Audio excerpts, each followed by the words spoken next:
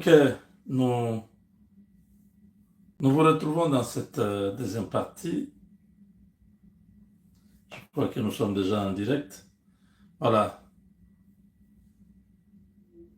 Mes chers amis, nous sommes dans cette deuxième partie. Nous allons vous parler de la SADC et l'East Africa Community. La SADC, c'est 16 pays contre EAC qui a 7 pays. Donc la SADC, c'est le double plus de EAC. Donc, dernièrement, comme le conflit est entretenu par des lobbyistes, par des grandes firmes qui gagnaient derrière le Rwanda, qui ne veulent pas se retirer, qui instrumentalisent les chefs d'État, parce que ces entreprises ont aussi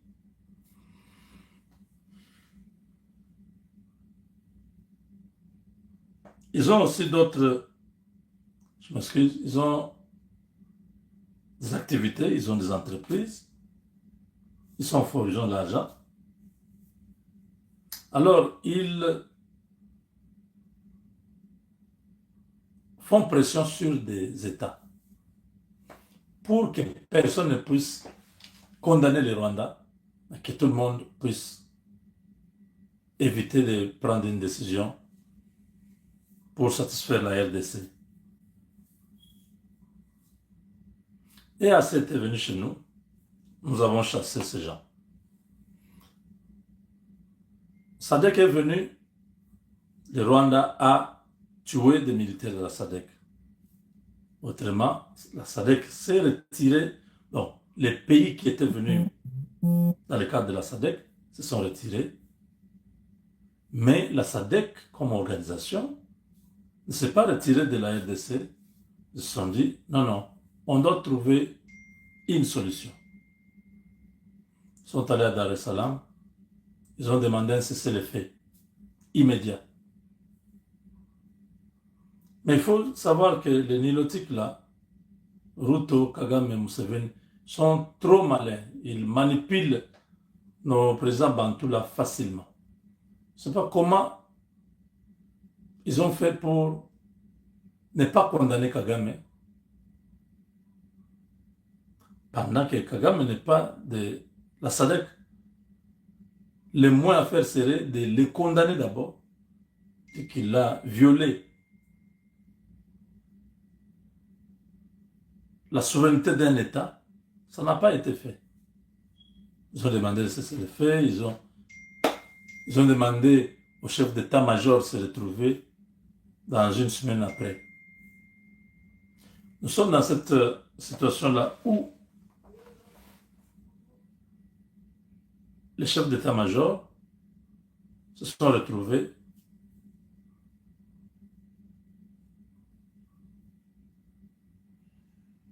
et ils ont pensé là-bas créer une autre force.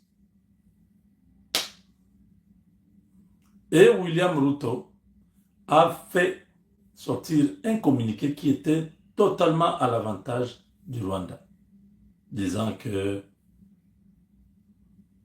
il faut une force mixte,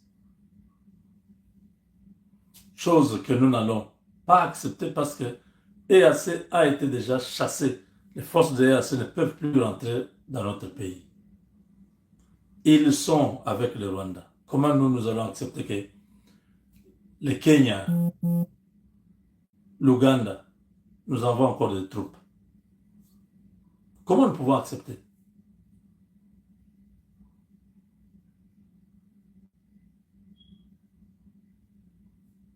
Ruto a menti. Ce n'est pas la volonté de tous les chefs. Ruto sort 3 personnes pour remplacer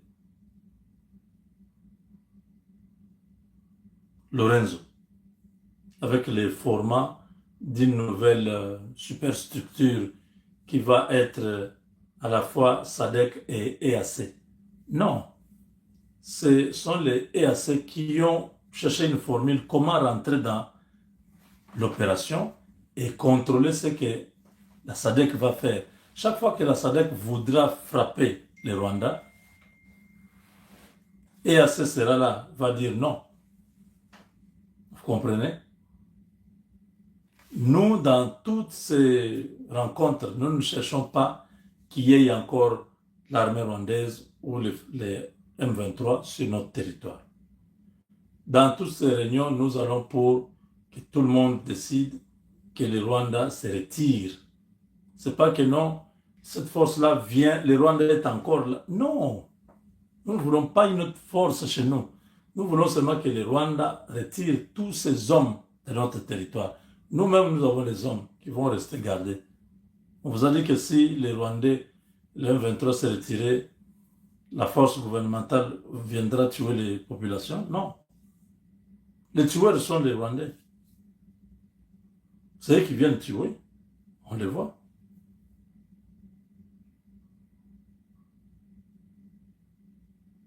Donc, ce président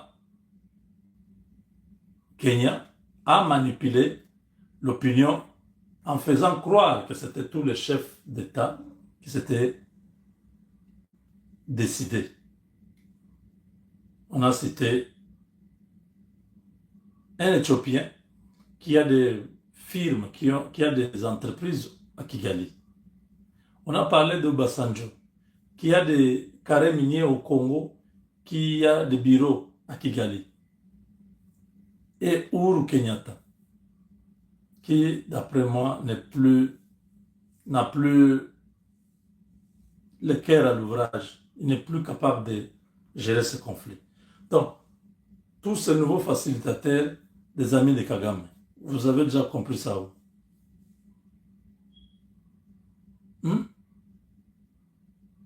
S'ils veulent les nouveaux médiateurs qui prennent même les Maliens et les Burkinabés, ouais. Vous n'allez pas dire qu'ils sont pour Kagame ou pour ce que non. Et ils sont au Sahel là-bas. Prenez-les comme si vous voulez.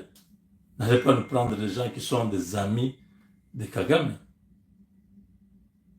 Donc, pour vous dire que ces communiqués, ces aventures de Ruto ont été rejetés. Il y a une tension entre les deux blocs.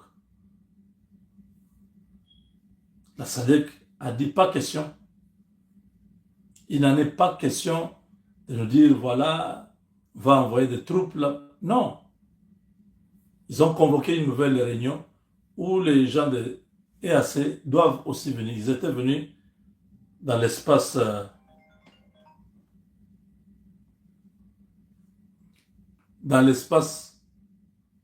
EAC, dans Tanzanie, parce que la Tanzanie fait partie des membres de EAC.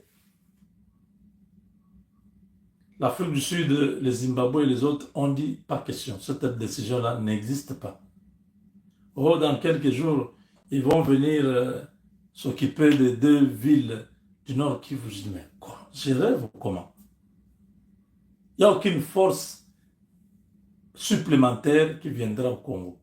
Ça, c'est marcher sur la résolution du Conseil de sécurité, qui donne même, qui souhaite que ce soit la MONUSCO qui fait le travail.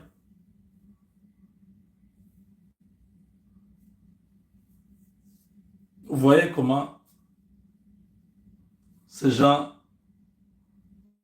sont en train de jouer avec les mots.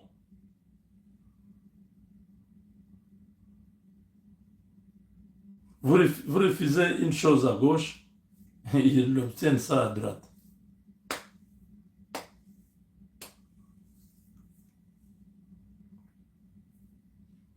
Donc, mes chers amis, le vendredi,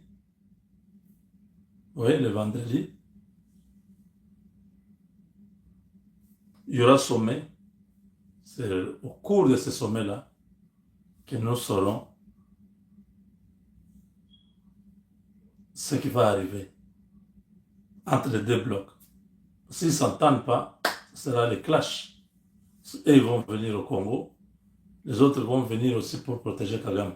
Donc si vous venez pour protéger Kagame en tant que EAC, entrez au Rwanda pour protéger sa frontière. Ne venez pas chez nous, parce que nous, on vous avait déjà chassé. Donc vous n'êtes pas les bienvenus au Congo.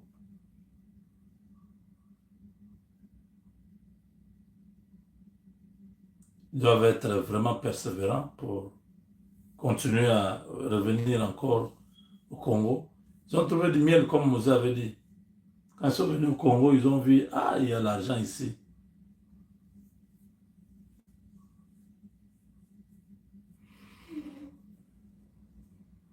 Donc, une autre chose, c'est que nos forces de sécurité doivent rester debout. Il y a, il y a quelques propos que j'ai appris. Je l'avais déjà dit, je répète et j'insiste, que Kabila et Kagame ont trouvé un autre chemin pour amener les troupes, amener les munitions, amener tout au Tanganyika à travers la Tanzanie, le port de Kigoma. Au rivage du port de Kigoma, semble-t-il qu'on est en train de charger des véhicules, charger de ceci pour Kalemi. Je dis seulement aux autorités de Kalemi, prenez une décision, interdisez le mouvement sur le lac Tanganyika. Qu'aucun bateau ne puisse sillonner, si ce n'est à votre parole. Donc, s'il y a un bateau qui n'a pas reçu l'autorisation, ce bateau-là, il faut les battre. Parce qu'il y a le bateau Emmanuel de Kabila qui est en ce moment en Tanzanie. On soupçonne que cette cargaison entrera par ce bateau, comme ça appartient à Kabila, et vous avez les armes, vous avez tout. On ne sait pas si les militaires qui sont... Bon, j'ai seulement donné cette information. Je voulais dire quelque chose, mais ce ne sera pas bon pour nous. Donc nous signalons seulement que les autorités du Tanganyika ne dorment plus, qu'ils sachent que l'ennemi est en train de chercher comment atteindre le Tanganyika pour continuer les assassinats, les tueries et tout ce que vous connaissez. Donc voilà, en quelques mots, ce que vous devez savoir du sommet. C'est un sommet important, c'est un sommet où on saura effectivement si la SADC va proposer quelque chose dans le sens de mettre fin à cette ignominie, à cette complicité internationale. Donc,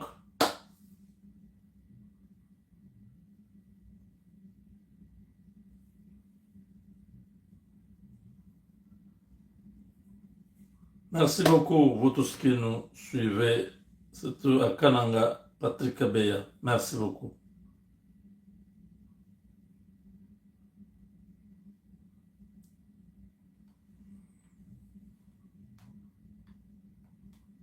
Donc, je crois que vous m'avez suivi, j'avais fait une vidéo où j'avais parlé clairement au président ce que je pensais. Il a pris ça. On est en train d'évoluer. Ça évolue bien. Si ça bloque, je vous dirai, non, non, là, ça ne va pas. Je reviendrai ici pour vous dire, ça ne va pas. Mais à vous dire maintenant, la situation est en train de beaucoup évoluer à notre faveur. Vous avez suivi, non, que le président ukrainien va aux États-Unis pour signer des accords sur les minerais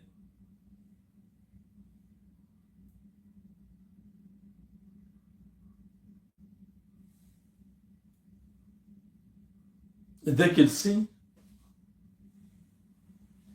la paix revient, Poutine reste tranquille. Au Congo,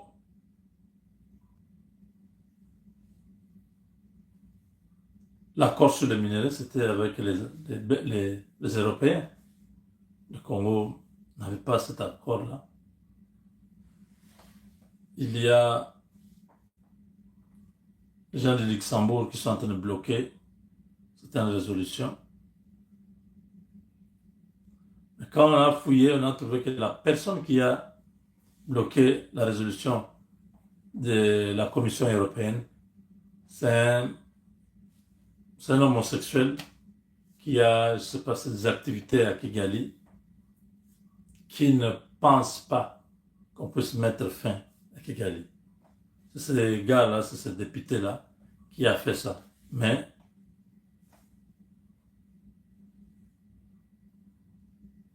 les choses sont en train de bouger. Les choses bougent et ça va bouger très vite. Soyez calmes. Cette guerre, nous l'avons déjà gagnée.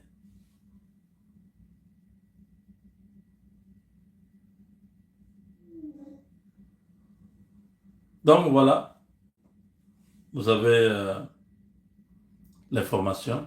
Cette histoire que vous avez suivie de Kenya là. Oh non, on va occuper encore Goma et Bukavu. Et le Rwanda sera là, on négocie, mais le Rwanda sera toujours là. Non, c'est un mensonge de William Ruto.